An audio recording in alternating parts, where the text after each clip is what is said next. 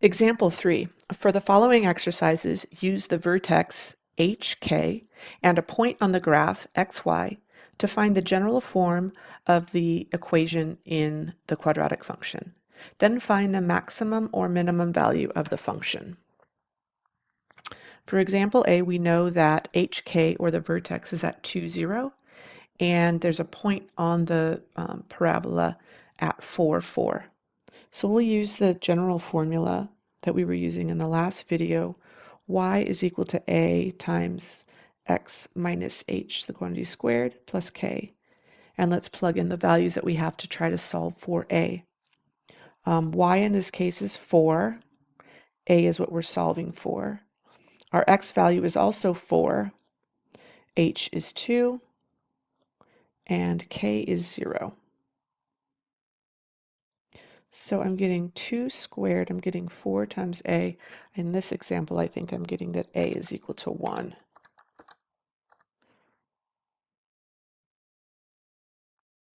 So let's put this here. Y equals 1 times x minus 2 plus 0, this is squared, or y equals x minus 2, the quantity squared. Let's look at this graph in Desmos to make sure that it matches up with what we saw, the points that we started with. So here's the graph that we just put together, x minus 2 squared. We can see that 2, 0 is on the graph, and 4, 4 is also on the graph. This parabola is facing up, and we know that the minimum value is going to come from that vertex. It's specifically coming from the k value, which is 0. So we can see that the minimum value for this function is 0. For example B, we have hk at 0, 1 and xy at 1, 0. So we'll start with y equals a times x minus h squared plus k. And then we'll plug in the values that we have. Y is 0.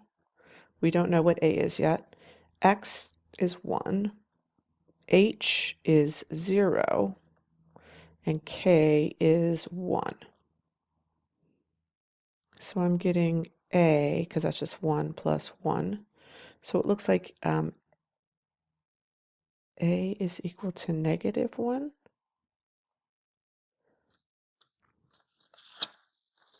That makes me think that this graph is going to be facing upside down. So we think that our equation is y equals negative 1, x minus 0 squared plus 1. Y equals negative x squared plus 1.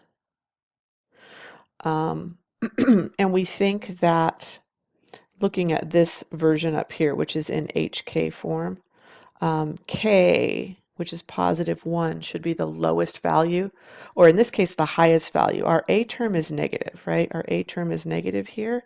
So we think that this parabola is facing down, and we think that the highest value, the maximum, is going to be at 1. So let's look at the graph to see if that matches up with what we're seeing in our equation.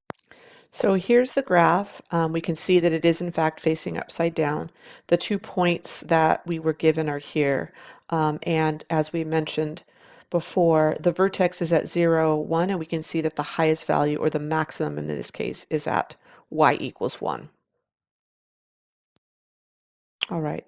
For our third example, hk is 3, 2, and xy is 10, 1. We'll start with our general equation.